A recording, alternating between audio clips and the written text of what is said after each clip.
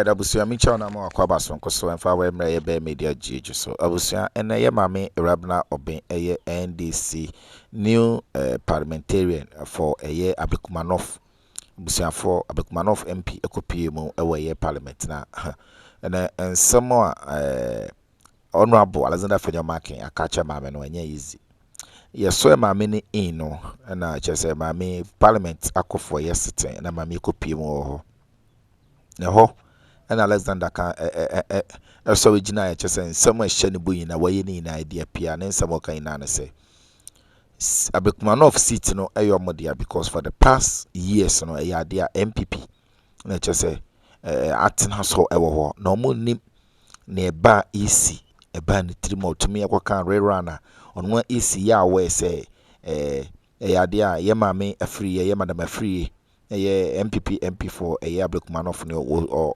ojinaye for ya Abekumanoff no omo yi na ye ya we say ono ene wi ne ye no nima de krontia EC the election rerun e de ba ya abusia for EwurabenaAubynn ne team just omo de basabasa yo e de ba se na be ye beboa no mo atumi age akonwa no e de ama eye ono EwurabenaAubynn na abusia for Alexander Gina sansam we so na nsem akaka cha mami e wo ye parliament no enye easy just so mama mi asinitira se ache papa nsem a Alexander abusia so Gina akaka cha mami no ano edin part to the extent say o cheni se mo wie mu mo chinchim o monsa e de ama ono EwurabenaAubynn na ma na nya ne de because abana omo ekoto no wo ho no e basabasa yo na ono ma EwurabenaAubynn odeje akonwa no na emom enye pepere ye na akaka nsem acha mame na nkasa akaka nsem papa ha ye be media GH but mo dey answer subscribe my notification bell no so for podcast update yen cha ho no yin tin nsem Honorable AfenyoMarkins ede etodwa we parliament in fact wakeka ne boso nsem ede akire ye mame EwurabenaAubynn eye MP for eye Abekumanoff inti nsem a ode etodwa message ya yedas. Mr. Speaker, let me begin my closing remarks for this second meeting of the first session of this 9th Parliament with a quote from K. Kujo, who wrote on the role of minority in our democracy. Mr. Speaker, this is what this writer had to say about democracy. Quote, "The true measure of democracy isn't the muzzle of the majority, it's the backbone of the minority. When power grows too comfortable, even a minority of one must rise. Their role is not to decorate debate, but to disrupt decay. They are not seat fillers. They are the guardrail of the republic. Every bold promise must be tested. Every flashy decision must answer to the people.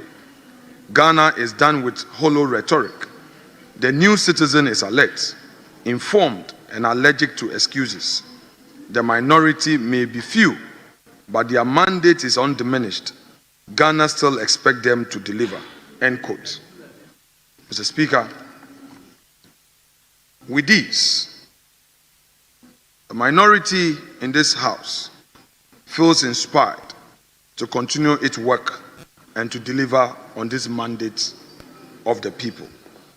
Mr. Speaker, and we do so with a deep spirit of responsibility, reflecting on the significant development that have taken place both within the walls of this Parliament and in the broader governance space of our Republic. Parliamentary business is often complex, but critical to the sustenance of our democracy, and this meeting undoubtedly has been marked by various events that have tested the strength of our democratic resolve. Mr. Speaker, in delivering these remarks, permit me to pay a solemn tribute to our dear colleague and patriot, the late Honorable N.S. Yakumi, Member of Parliament for Akwetia, who sadly passed away on 7 July 2025. His untimely departure is not only a personal loss to those of us who knew and worked with him, but a national tragedy that has robbed this House of a vibrant, promising legislator. May his soul rest in perfect peace. Mr. Speaker, in course of this session, the minority acted with a deep sense of responsibility and urgency. We've carried the burdens of our people, raised their concerns on this floor, kept alive the flickering flame of democratic accountability. Mr. Speaker, the Constitution enjoins Parliament not merely to legislate, but to scrutinize, to question, and to ensure accountability in the use of public resources. Over the course of this meeting, the minority has been steadfast in holding the executive to account. We demonstrated with clarity that power is not a license for impunity. The clarity that Parliament must not be reduced to a rubber stamp. And the clarity that where the majority falters, it is the minority that must stand firm and speak the truth, regardless of the cost. We in the minority have not shirked that responsibility. In this meeting, we filed several urgent questions to ministers to demand answers on pressing issues affecting the daily lives of Ghanaians. Answers about the cost of living, answers about the state of our hospitals, about the collapse of local industries, about the pain of ordinary Ghanaian citizens whose dreams have been battered by a government that is increasingly distancing itself from the private sector. Again, Mr. Speaker, in this chamber today, we have a newly elected member of Parliament for Ablekuma North. But we all know the event that led to this eventual election. The minority hereby reiterates its stand against the Electoral Commission for the sudden U-turn that robbed Honorable Akure-Friye of her deserving victory. That said, we also say that the event that eventually brought our respected colleague into this chamber must not be glossed over. The violence and the misconduct that made that rerun in Ablekuma North sadly bears the stain of electoral violence, and that stain cannot be ignored. The intimidation, aggression, and brazen violation of the laws that we witness have no place in our democracy. To the newly sworn-in MP, we say this: your first test is before you. Demand justice. Call for accountability. Work to ensure that no political affiliation shields anyone from prosecution. Send a clear, unambiguous message that Ablekuma North will not be a haven for political violence. Defend the democracy that brought you here by demonstrating zero tolerance for political violence. Hold on, let's finish. Let me now invite the majority leader. Honorable Deputy Majority Leader. Honorable Deputy Majority Leader. Yes. Let's have the concluding comment, please.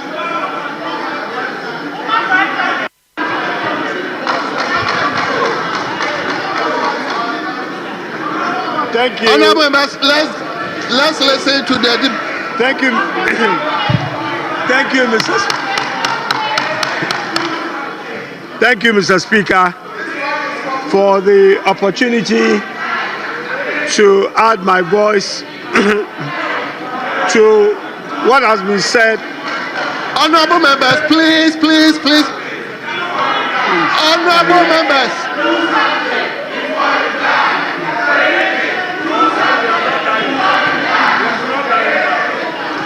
Thank you, honorable members. Mr. Speaker. Thank you. Charlie, leader. Honorable members, please.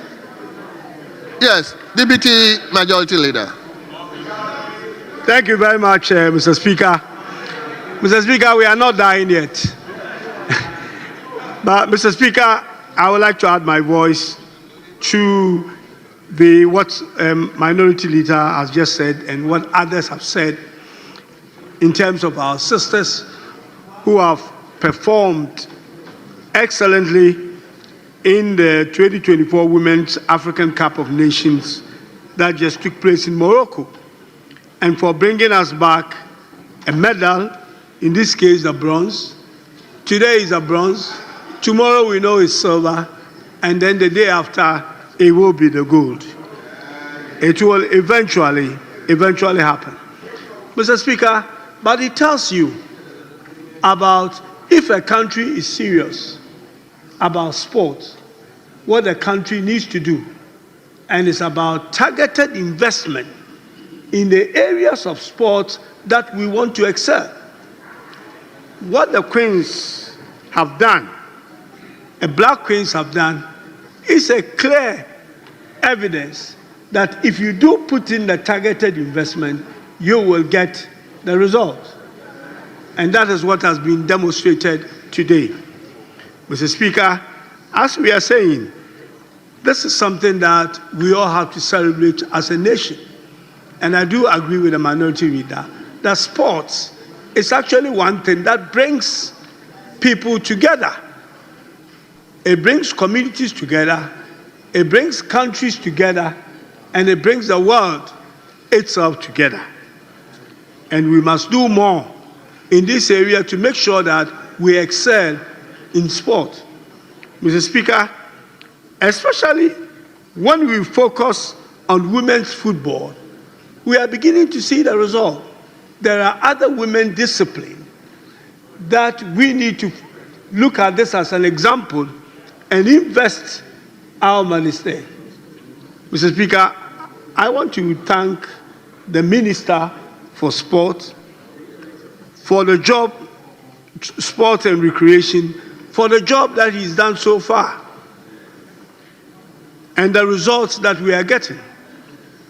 I would like to thank the team and all the people who work with the Black Queens to make today possible.